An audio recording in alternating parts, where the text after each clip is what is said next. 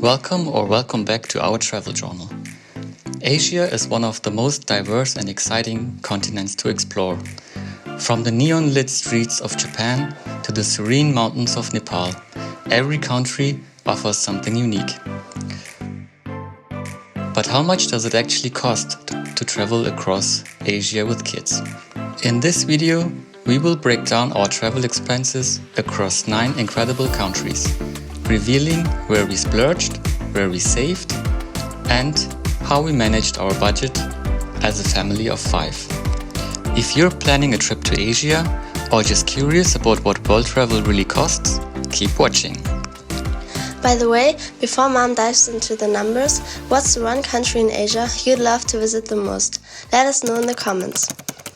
When we first started planning our world travels with 3 kids, one of our biggest concerns was the budget, of course. I did tons of research because while Alpai brings home most of the cash, my part is spending it wisely. And while others might indulge in shoe and clothes shopping, I invest in our education. And travel is the best education, isn't it? I looked into what other families or couples or even solo travelers spent in different countries. While I knew that travel costs vary depending on travel style, I always found it interesting to get real numbers before visiting a new place. Especially when traveling with children, budgeting is important, I think at least. After all, children don't contribute financially, mostly at least, but their costs definitely add up. In the last videos, we already shared our spendings in Australia and Africa.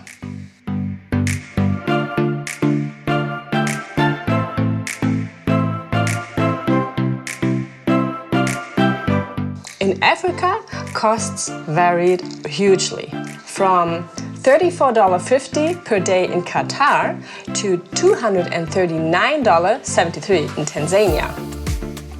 In Australia, we spent on average $81.05 per person per day. So now, let's dive into our costs in Asia. China was way more than just a transit stop for us. We spent 2 weeks in Shanghai and surrounding, and let me tell you, it was a mix of modern city life, rich culture, and surprisingly affordable experiences.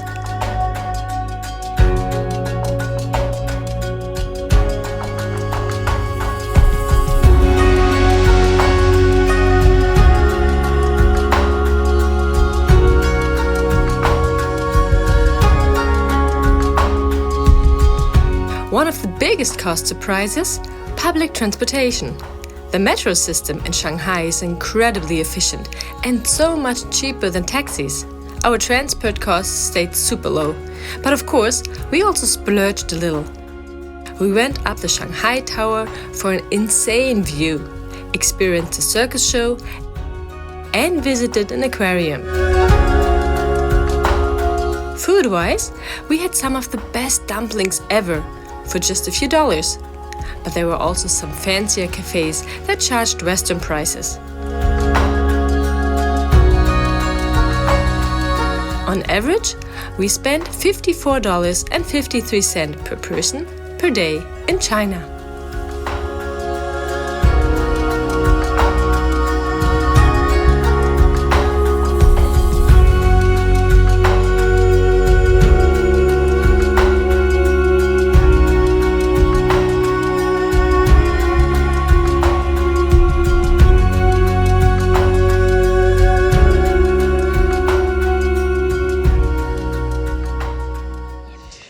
Chinese food is so good.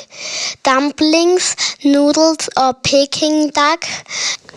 If you could try just one, what would it be? Tell us in the comments. India was quite a budget-friendly destination in our Asia journey.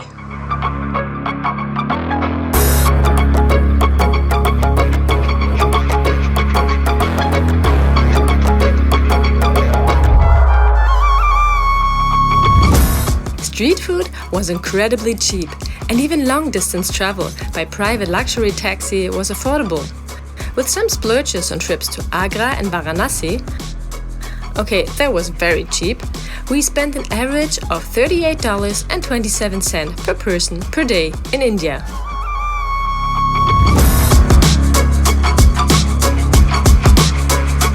But I feel like I have to mention it's also the one destination where all 3 children say they don't want to return to.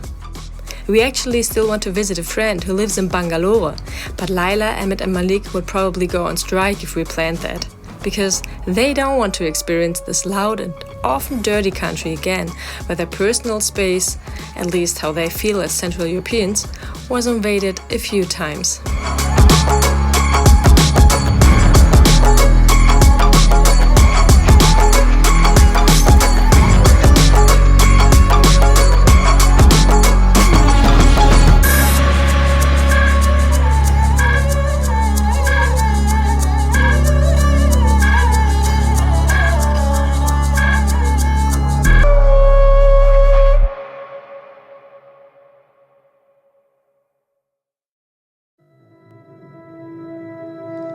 Japan was our most expensive stop on our journey in Asia when it comes to average daily expenses.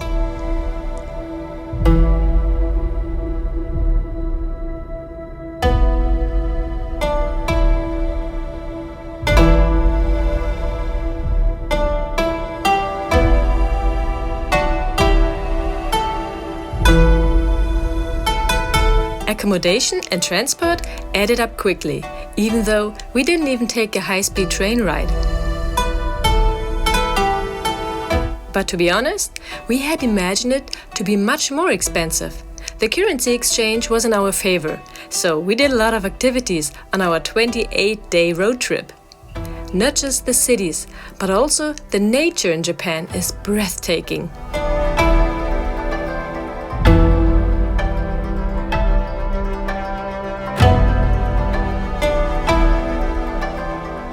Would you have imagined?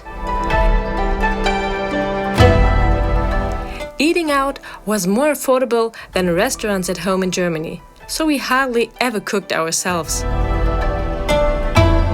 Our daily spending was $69.44 per person per day in Japan.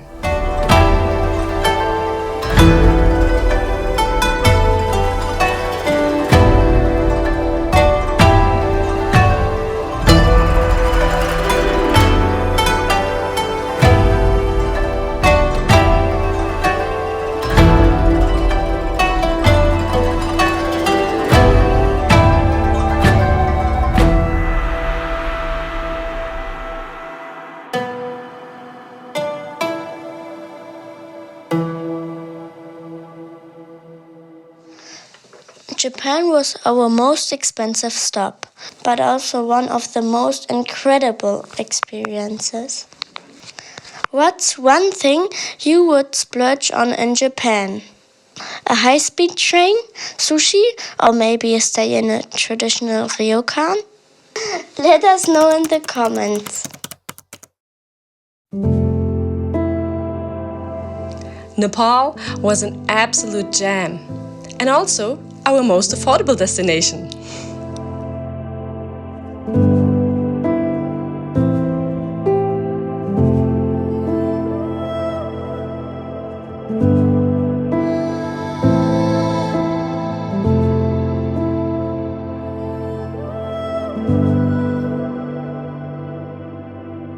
Accommodations and food were extremely inexpensive.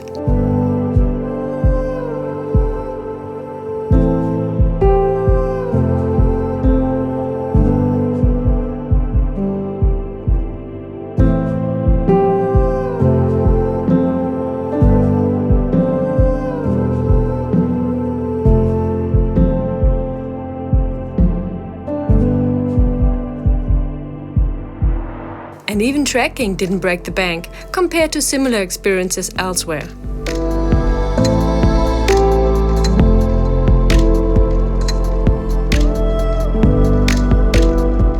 We stayed for 17 days in total. Spent some days in Kathmandu,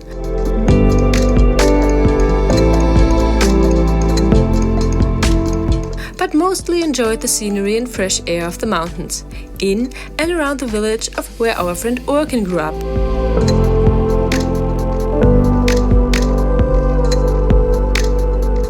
Near Kunda. Our daily budget? Just $26.59 per person per day in Nepal.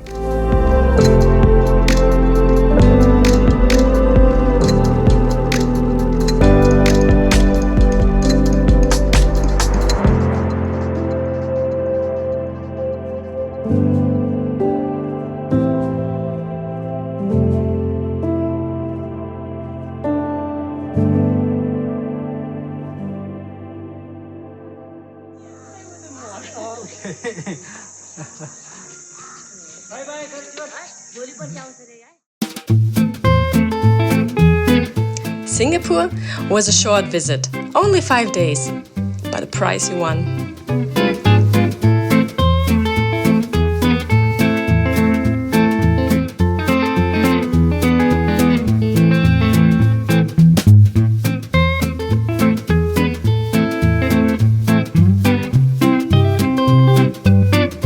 It wasn't as much as anticipated, but that was due to the fact that I had booked a very simple accommodation in Chinatown, because generally costs were high.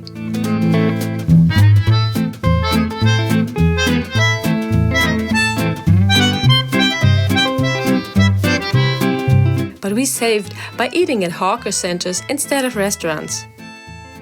We also budgeted on activities, so that our daily spending came to $62.04 per person per day in Singapore, making it number 3 of the most expensive places we visited in Asia.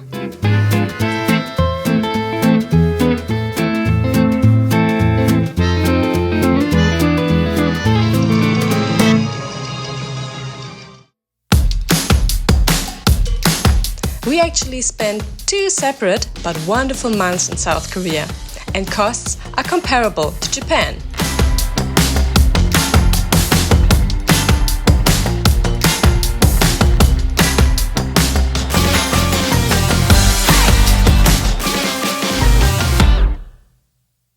Accommodation, especially in Seoul, can be pricey. We rented cars a few times to go on road trips, went hiking, and enjoyed all kinds of entertainment. All of us loved it, otherwise we wouldn't have come back. But South Korea is definitely a country that is not on the affordable side, when you don't want to eat snacks only from a 7-Eleven or other convenience stores. We averaged $69.42 per person per day in South Korea, making it the second most expensive stop in Asia.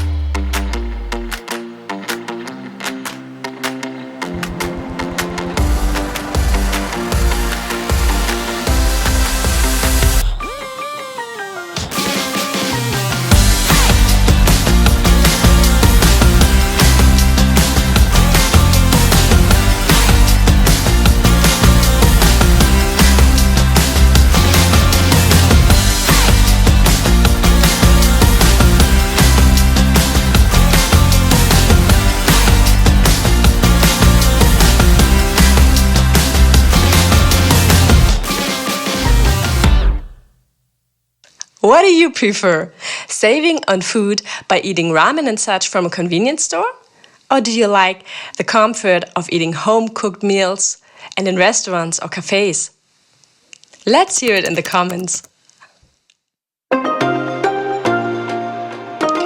Sri Lanka struck the perfect balance between affordability and great experiences with the most hospitable and friendly people on earth.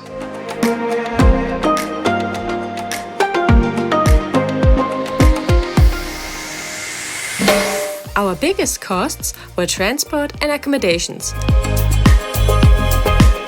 But they were actually just as budget-friendly as food and activities were. We went surfing in Gale,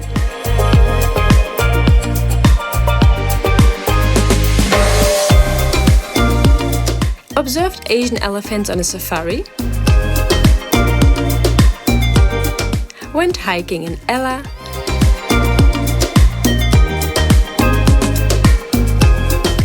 experienced culture in Kandy,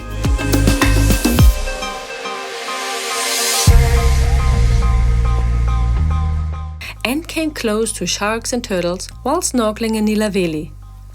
We stayed for almost a month and explored all sides of the island and spent $30.91 per person per day in Sri Lanka.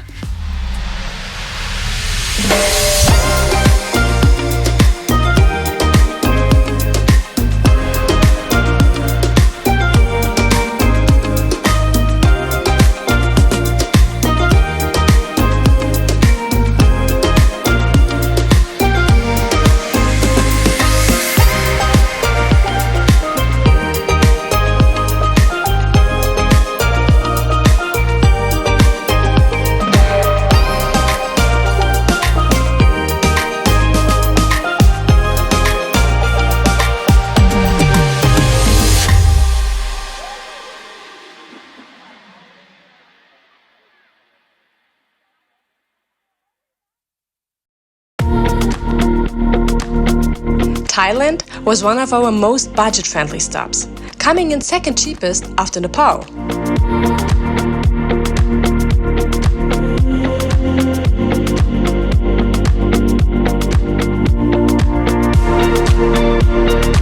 Street food, cheap transport, and affordable stays kept our costs low.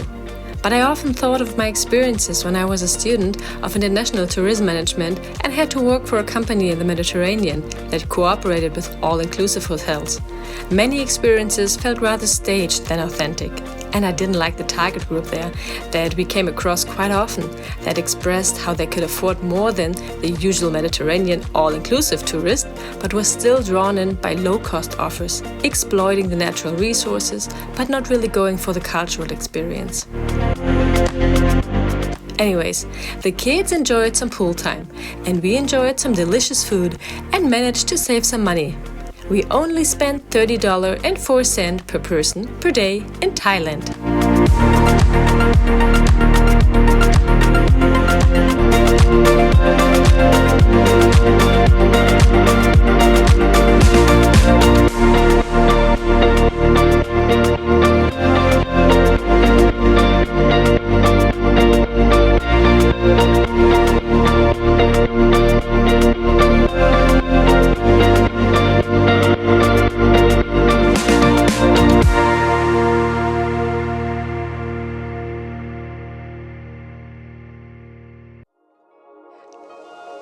Vietnam was another destination where we could stretch our budget, but where we also got surprised at how luxurious in some places and how incredibly friendly locals were.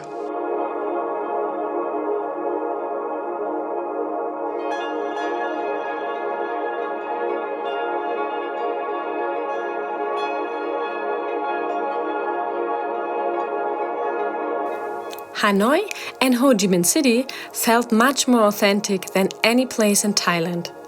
With a very affordable accommodation and yet modern amenities and delicious food, plus low-cost transportation and even a budget-friendly cruise in Ha Long Bay, we stayed for an entire month and kept our daily spending at just $43.77 per person per day in Vietnam.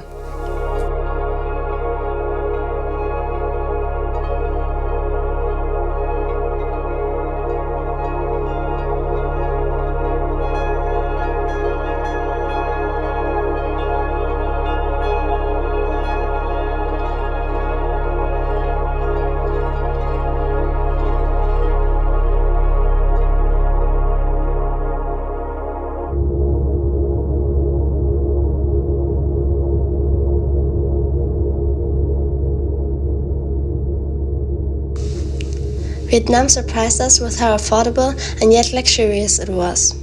Have you ever visited a country that turned out to be way cheaper or way more expensive than you expected? Share your experience in the comments. Now, one important note. Our daily expenses don't include flights.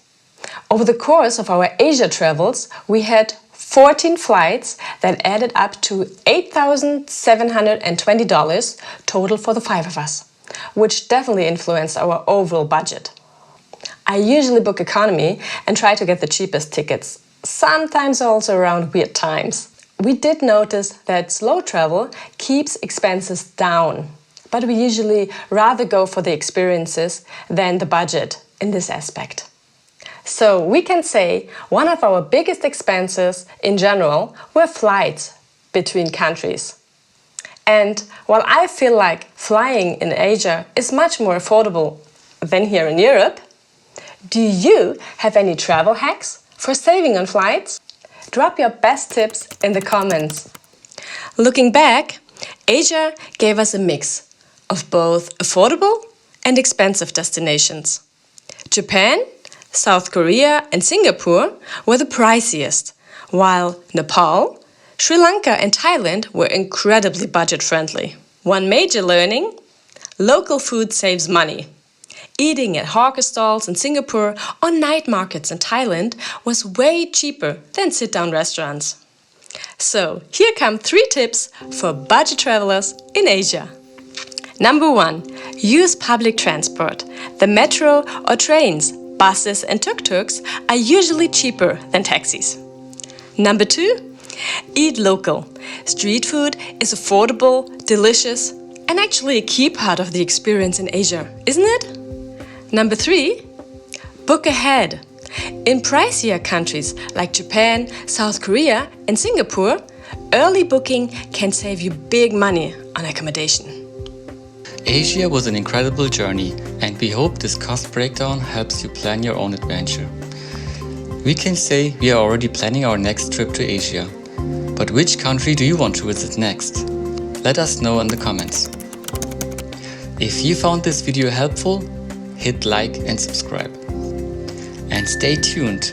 Next week we have something little different coming up. Any guesses? See you then on our travel journal.